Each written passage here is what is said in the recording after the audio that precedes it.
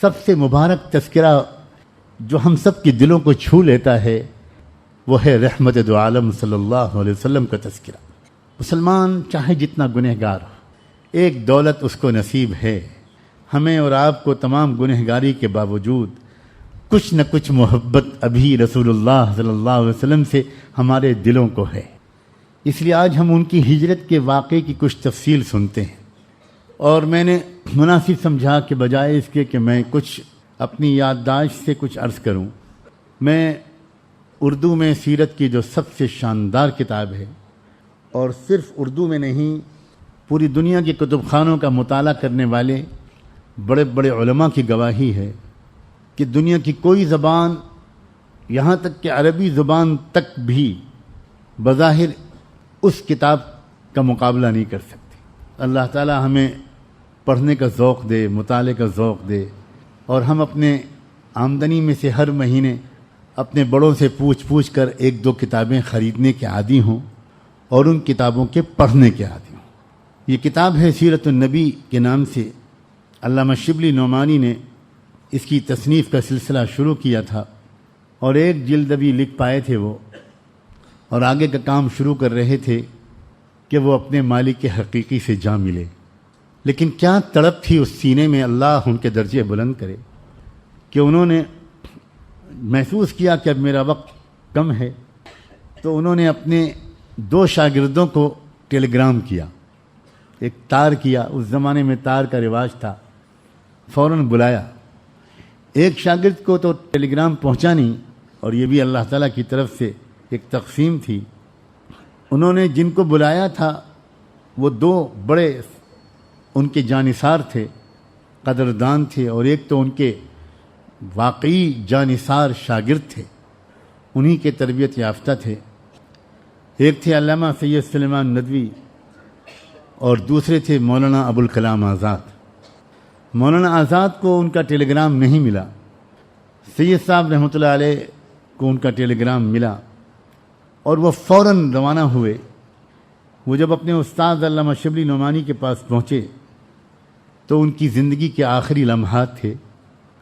انہوں نے اس وقت صرف اتنا ہی کیا کہ سید سلیمان ندوی جو ان کے قدموں پر بوسہ دینے کے لیے جھک رہے تھے، انہوں نے سید صاحب کا ہاتھ تھاما اور صرف اتنا کہا ٹوٹتی ہوئی سانسوں کے درمیان، سلیمان سیرت سیرت سیرت، سلیمان سیرت سیرت سیرت، پورا جملہ بھی نہیں کہہ پا رہے تھے۔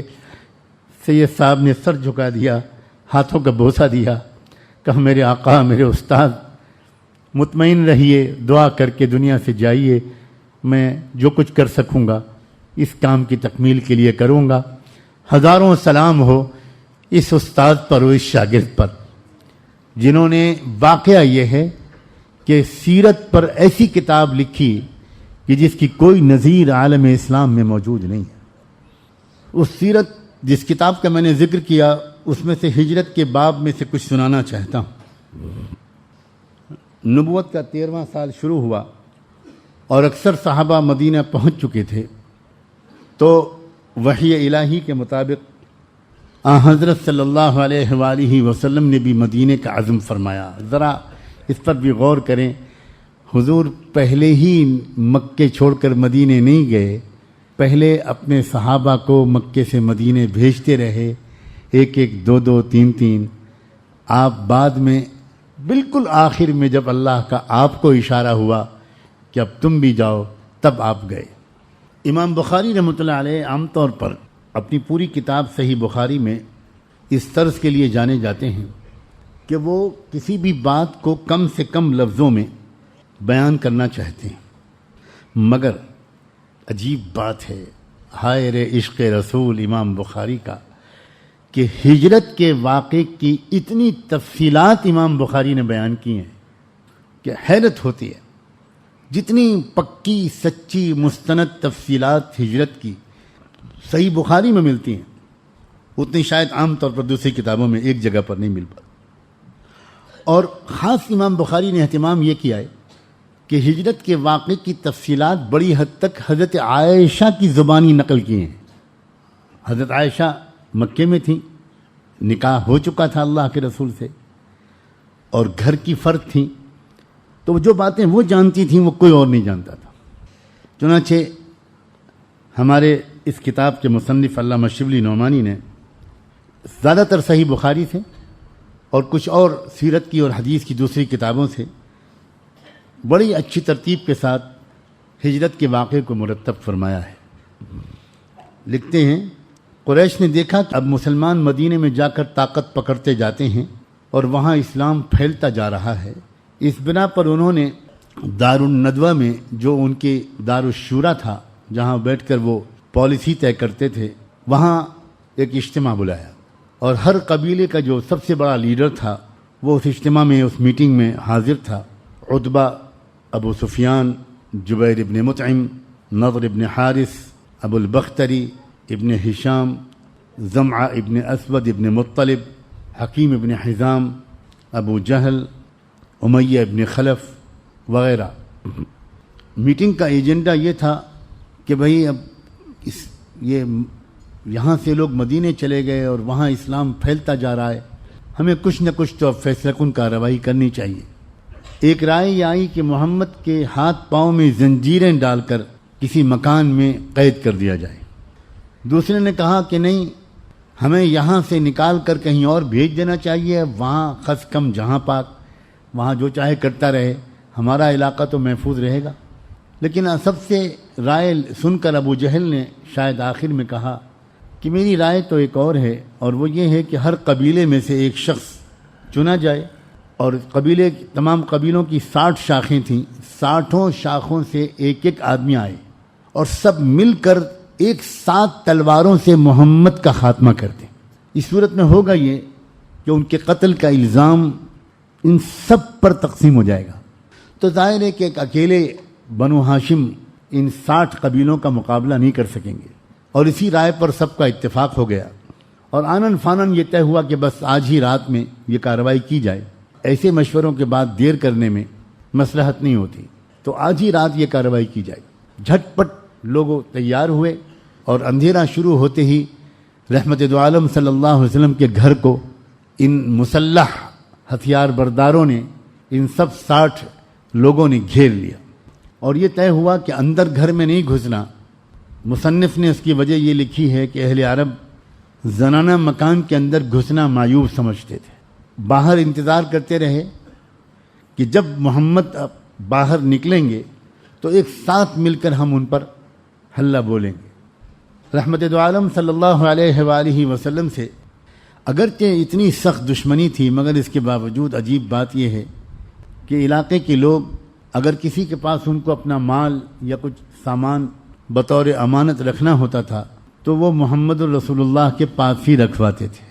اس رات بھی، اس وقت بھی، اس دن بھی آپ کے پاس بہت سے لوگوں کی امانتیں رکھی ہوئی تھیں، اور عجیب بات ہے کہ آپ کو قریش کی اس سازش کی اور اس ارادے کی خبر ہو چکی تھی۔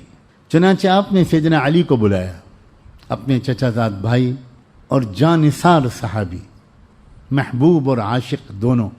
حضرت علی کے ذمہ ایک کام یہ کیا، ان کو بتایا کہ دیکھو مجھے ہجرت کا حکم ہو چکا ہے، میں آج مدینے روانہ ہو جاؤں گا، تمہارے ذمہ کام یہ ہے کہ میرے پلنگ پر میری ہی چادر اوڑھ کر لیٹ جانا۔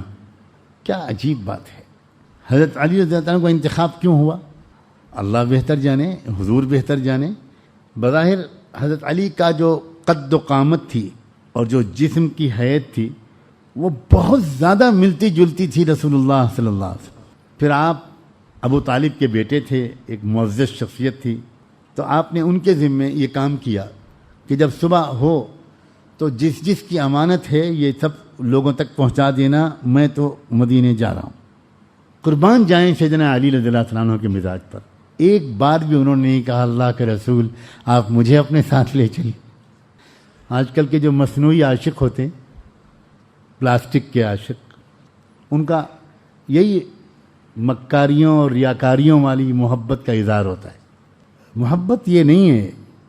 حضرت علی نے ایک بار بھی نہیں کہا، ذرا سوچیں ذرا، بس محبوب جو حکم دے رہے ہیں اس کا بجا لانا، یہی تو محبت کا تقاضا ہے۔ چوں چرا یہ اور وہ. پھر کیا حضرت علی یہ نہیں جانتے تھے کہ یہ کتنے خطرے کا موقع ہے؟ جب حضور ان کو بتا رہے ہیں تو وہ بستر پر لیٹے ہیں. وہ لوگ آ کر جو وار کریں گے تو چادر تو میں ڈھکے ہوئے ہوں گا، وہ سمجھیں گے کہ محمد لیٹے ہیں، وہ وار کر دیں گے، میرا تو قصہ پاک ہو جائے گا. تب ان کو پتہ چلے گا کہ یہ تو علی تھے. لیکن کیا دلہن لیٹتی ہوگی اپنی سہاگ رات کے بستر پر جو اس رات میں لیٹے ہوں گے سیدنا علی اس بستر پر، کہ میرے آقا نے مجھ کو آج اپنا بستر ہدایت فرمایا، اپنی چادر اوڑھنے کا مجھے حکم دیا. مجھے تو دنیا میں جنت مل گئی، اب مجھے اور چاہیے کیا؟ ان کا بچھونا میرا بچھونا اور ان کا اوڑھنا میرا اوڑھنا، میری تو قسمت کے ستارے روشن ہو گئے، میری تو قسمت جاگ گئی. اس واقعے سے، اس رات سے 2-3 دن پہلے حضور اکرم صلی اللہ علیہ وسلم حضرت صدیق اکبر کے گھر خود تشریف لے گئے. بلایا نہیں ان کو، ان کے گھر پر خود گئے، دروازے پہ دستک دی، اجازت ملی تو اندر گئے. حضور نے فرمایا کہ مجھے کچھ خاص بات کرنی ہے، بالکل اکیلے میں، تخلیے میں. تو حضرت صدیق اکبر نے کہا یہاں اور کوئی نہیں ہے، صرف آپ کی حرم یعنی میری بیٹی عائشہ اور ہے، اور کوئی نہیں. اس وقت آپ نے صدیق اکبر کو بتایا کہ مجھے ہجرت کی اجازت ہو گئی ہے. اب حضرت صدیق اکبر رضی اللہ تعالیٰ عنہ کا مقام دیکھیے. انہوں نے فرمایا میرے ماں باپ آپ پر فدا ہوں، کیا مجھے آپ کے ساتھ سفر میں ساتھ چلنے کا شرف حاصل ہو سکتا ہے؟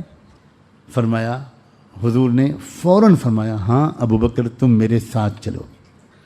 حضرت صدیق اکبر ایسے رازداں تھے، مزاج شناس تھے کہ انہیں کئی مہینے پہلے سے اندازہ ہو رہا تھا کہ آ رہا ہے وقت قریب. چنانچہ انہوں نے 2 اونٹ پال رکھے تھے، 2 اونٹنیاں، اور خوب کھلا پلا کر ان کو تگڑا اور موٹا کر رہے تھے. فوراً حضرت صدیق اکبر نے اشارہ کیا کہ میں نے اسی لالچ میں، اسی امید میں، یہ دیکھیے 2 اونٹنیاں کھڑی ہیں، ان میں سے جو آپ کو پسند ہو آپ اس کو اپنی سواری کے طور پر قبول فرما لیں اور ایک پر میں چلوں گا.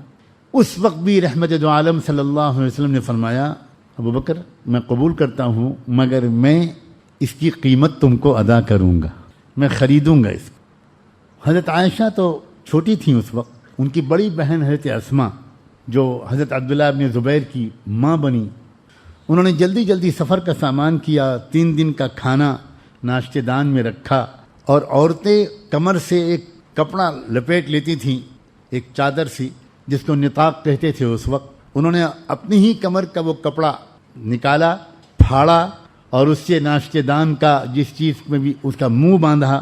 آج تک ان کو اسی شرف کی وجہ سے ذات النطاقین کا لقب دیا جاتا ہے. یہاں پر پہنچ کر درمیان میں عرض کرتا ہوں، بار بار کہتا ہوں، نبیوں کی اور نبیوں کے جانشینوں کی زندگی یہ بتاتی ہے کہ مردوں نے اکیلے اکیلے اس دین کے راستے میں قربانیاں نہیں دی ہیں، ان کے گھر کی عورتوں نے ان کا اسی طرح ساتھ دیا ہے. اللہ ہمارے گھروں کی مستورات کو بھی اللہ تعالیٰ دین کے لیے قربانی دینے کا اور قربانی دینے والے مردوں کا ساتھ دینے کا جذبہ عطا فرمائے. رات زیادہ گزر گئی، لوگ مسلح کھڑے ہوئے تھے.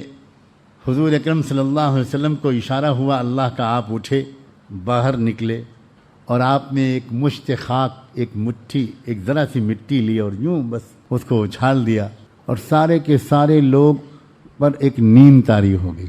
وہ جو آئے تھے قتل کرنے وہ سب سو گئے، اور ان کے درمیان سے بڑے آرام سے نکل گئے رحمت دو عالم صلی اللہ علیہ وآلہ وسلم.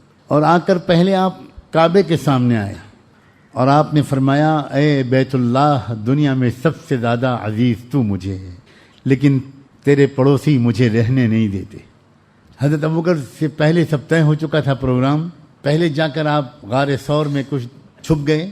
سیدنا صدیق اکبر کے بیٹے عبداللہ جو بالکل نوجوان تھے، رات میں آ جاتے اور غار میں ساتھ سوتے. عام طور پر یہ بات لوگوں کے علم میں نہیں ہے، لیکن میں بہت بہت ممنون ہوں اس بات پر. میں نے خود جب شروع میں ہجرت کے واقعات کی تفصیلات پڑھنی شروع کی تھیں کافی عرصہ پہلے، تو مجھے یہ بات عام طور پر اس کا تذکرہ نہیں ملتا تھا. لیکن الحمدللہ کہ علامہ شبلی نے حوالوں کے ساتھ یہ بات ذکر کر دی کہ حضرت صدیق اکبر کے نوجوان صاحبزادے عبداللہ وہ بھی آ کر رات میں سوتے تھے، اور اس طرح یاد تازہ ہو گئی ابراہیم کی، ہاجرہ کی اور اسماعیل کی۔ بزرگ خاندان بھی ہیں، گھر کی عورتیں بھی ہیں، اور ایک گھر کا نوجوان بھی ہے، لڑکی بھی ہے، عورت بھی ہے، سب مل کر گویا اس قربانی کے اس کام میں، اس مجاہدے میں شریک ہیں۔ اللہ اکبر۔ یہ دن بھر نوجوان کیا کرتے تھے؟ یہ خبریں لیتے رہتے تھے مکے کی، کیا ہو رہا ہے، لوگ کیا سوچ رہے ہیں، تلاش کس طرح جاری ہے، کن انعامات کا اعلان کیا جا رہا ہے۔ اور یہ چپ چاپ اللہ جانے کیسے رات کے اندھیرے میں چھپ چھپا کر یہ غار میں نوجوان پہنچ جاتے اور دن بھر کی مکے کی خبریں بھی دے دیتے اور رات بھی وہیں گزارتے۔ شاید یہ نیت کرتے ہوں گے کہ میں بھی اس قربانی میں شریک ہوں، میں بھی حفاظت کو کچھ کام کروں، کوئی خدمت انجام دوں۔ حضرت صدیق اکبر کا ایک خادم تھا، وہ بھی دیر رات میں بکریوں کا دودھ لا کر پیش کرتا۔ 3 دن تک صرف یہ دودھ ہی پر کا سہارا رہا، لیکن ابن ہشام رحمۃ اللہ علیہ نے اپنی سیرت میں یہ بھی لکھا ہے کہ روزانہ حضرت اسماء کھانا پکاتی تھیں اور خود لا کر غار میں پہنچاتی تھی۔ اب جب قریش اپنی نیند سے بیدار ہوئے اور روشنی ہونے لگی تو انہوں نے دیکھا کہ آج محمد ابھی تک نکلے نہیں، چلو گھر کے اندر چل کے دیکھتے ہیں۔ وہاں جو پہنچے تو دیکھتے ہیں کہ حضرت علی موجود ہیں۔ غصے میں آ گئے لوگ، یہ کیا ہو گیا؟ علی کو گرفتار کیا، حرم میں لے جا کر تھوڑی دیر قید رکھا اور پھر بالآخر چھوڑ دیا، اور یہ سوچتے رہے کہ ہم علی میں الجھے رہیں گے تو محمد تو دور چلے جائیں گے، ان کو چھوڑو اور چلو محمد کو تلاش کرتے ہیں۔ اب تلاش شروع ہوئی، ادھر سے ادھر، ادھر سے ادھر، یہاں تک کہ وہ لوگ غار تک پہنچ گئے اور غار کے دہانے پہ جا کے کھڑے ہو گئے۔ اور اس وقت سیدنا صدیق اکبر نے حضور سے چپکے سے ہلکی آواز میں کہا، اللہ کے رسول، اگر ان لوگوں نے صرف نیچے جھانک کے دیکھ لیا تو ہم ان کو نظر آ جائیں گے، اب کیا ہوگا اللہ کے رسول؟ اس وقت حضور نے فرمایا، لا تحزن ان اللہ معنا، ابو بکر فکر نہ کرو، اللہ ہمارے ساتھ ہے۔ اللہ اکبر۔ عجیب و غریب طریقے سے اللہ تعالیٰ نے حفاظت فرمائی۔ ان طریقوں کی تفصیلات، بہت زیادہ تفصیلات میں جانے کی ضرورت نہیں ہے، لیکن اللہ نے فیصلہ فرما دیا کہ میرے ان دونوں بندوں کو کوئی چھو نہیں سکتا، کوئی دیکھ نہیں سکتا۔ تو ڈھونڈتے رہے، تلاش کرتے رہے، قریب تک پہنچے، مگر کسی کی نظر اللہ نے نہیں پڑنے دی۔ چوتھے دن آپ غار سے نکلے، کوئی تھا گائیڈ جو ساتھ میں تھا، وہ آگے آگے چلتا تھا، راستہ بتاتا جاتا تھا۔ ایک رات دن برابر چلتے گئے۔ دوسرے دن دوپہر کے وقت میں دھوپ بہت جب تیز تھی تو حضرت صدیق اکبر نے چاہا کہ حضور تھوڑی دیر سائے میں آرام فرما لیں۔ چاروں طرف نظر ڈالی، ایک چٹان کے نیچے سایہ نظر آیا، سواری سے اتر کر زمین جھاڑی، پھر اپنی چادر بچھا دی، حضور نے آرام فرمایا تو تلاش میں نکلے کہ کہیں کچھ کھانے کو مل جائے تو لائیں۔ پاس ہی ایک چرواہا بکریاں چرا رہا تھا، اس سے کہا کہ ذرا ایک بکری کے تھنوں کو اچھی طرح صاف کر دو، خوب دھو دو۔ اس کے ہاتھ بھی دھلوائے، اس سے دودھ دھلوایا اور برتن کے منہ پر کپڑا لپیٹ دیا کہ گرد نہ پڑنے پائے۔ بڑا سلیقہ، کوئی چیز پیش کرنا کسی کے سامنے، اس کا ایک سلیقہ ہے، ایک تہذیب ہوتی ہے۔ تو بہترین طریقے پر، بڑے مہذب اور سویلائز طریقے پر اور بہت ہائیجینک طریقے پر، صحت کے اصولوں کا پورا لحاظ رکھتے ہوئے حضرت صدیق اکبر نے وہ دودھ کا جام، دودھ کا برتن حضور کی خدمت میں تھوڑا سا پانی ملا کر پیش فرمایا۔ آپ نے پی کر فرمایا کہ ابھی چلنے کا وقت نہیں آیا؟ آپ نے فرمایا کہ نہیں، چل سکتے ہیں، اب سورج ذرا دھوپ ہلکی ہو گئی ہے۔ پھر آپ نے سفر شروع کیا، آگے چلے۔ ادھر قریش نے اشتہار دیا ہوا تھا کہ جو شخص محمد کو یا ابوبکر کو گرفتار کر کے لائے گا اس کو 100 اونٹ انعام دے دیے جائیں گے، یعنی کروڑ پتی بنا دیا جائے گا اس کو۔ سراقہ نے سنا تو انعام کی امید میں نکلا، عین اس حالت میں کہ آپ روانہ ہو رہے تھے۔ اس نے آپ کو دیکھ لیا، گھوڑا دوڑا کر قریب آیا، لیکن جب قریب آیا تو گھوڑے نے ٹھوکر کھائی، گر پڑا۔ اس نے ترکش سے اپنے تیر نکال کر فال نکالنا چاہا کہ کیا مطلب، مجھے یہ محمد پر حملہ کرنا چاہیے کہ نہیں؟ جواب میں آیا کہ نہیں کرنا چاہیے، لیکن پھر یہ خیال آیا کہ 100 اونٹوں کا انعام، میری پوری زندگی کی کمائی میری نسلیں کھائیں گی، یہ موقع ہاتھ سے نہیں جانا چاہیے۔ پھر دوبارہ گھوڑے پر سوار ہوا، پھر آگے بڑھا۔ اب کی بار گھوڑے کے پاؤں گھٹنوں تک زمین میں دھنس گئے، گھوڑے سے اتر پڑا، پھر فال نکالی، پھر وہی جواب تھا، لیکن پھر اس کی اب ہمت پست ہو گئی، یقین ہو گیا کہ یہاں معاملہ کچھ اور ہے۔ وہ حضور کے پاس آیا اور کہا محمد میں تو اصل میں اس لیے آ رہا تھا کہ تمہیں گرفتار کر کے اور میں 100 اونٹوں کا انعام لوں گا، اب میں یہ سمجھ گیا ہوں کہ معاملہ کچھ اور ہے اور خدا کی مدد تمہارے ساتھ ہے، اس لیے مجھے یہ لکھ دو کہ جب کبھی تمہارے ہاتھ میں طاقت آئے گی تو تم مجھ سے بدلہ نہیں لوگے اور میری جان بخشی جائے گی۔ ابھی جو جان لینے آیا تھا وہ اپنی جان بخشی کا پروانہ نبی امی سے لکھوا رہا ہے۔ حضرت صدیق اکبر کا جو غلام تھے عامر ابن فہیرہ، حضور نے حکم فرمایا کہ کپڑے کا ایک ٹکڑے پر یہ فرمان لکھ دو کہ کبھی سراقہ سے کوئی تعرض نہیں کیا جائے گا اور ہمیشہ اس کی جان کو ہم محفوظ کرنے کا فیصلہ کرتے ہیں۔ اللہ تیری قدرت، وطن کو چھوڑ کر نکلنے والا مسافر، راستے بدل کر اجنبی گائیڈ کی رہنمائی میں غار ثور میں چھپتا ہوا مسافر، اور وہ اسی کسب پرسی کے عالم میں آپ اس کو یہ شان دے کر اس کے روشن مستقبل کا اشارہ کر رہے ہیں کہ آج تم اس کی جان لینے آئے ہو۔ یہ وہ شخص ہے جو کل کو تم سب کو معاف کرے گا جب یہ کھڑے ہو کر کہے گا لا تثریب علیکم اليوم، آج میں تم سب کو معاف کرتا ہوں۔ عجیب اللہ تعالیٰ کی تقدیر، کوئی کپڑے لے کے تو چلے نہیں تھے، اس طرح تو جان بچا کر نکلے تھے، کپڑے میلے ہو رہے تھے، کپڑوں کی ضرورت تھی۔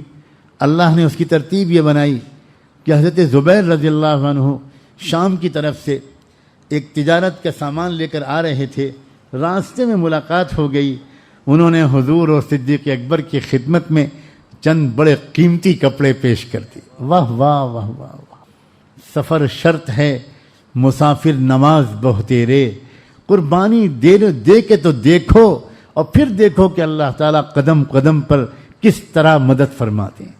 بس پہلا قدم اٹھانے سے پہلے ہم ہچکچاتے ہیں اور اپنے کو محروم کر لیتے ہیں۔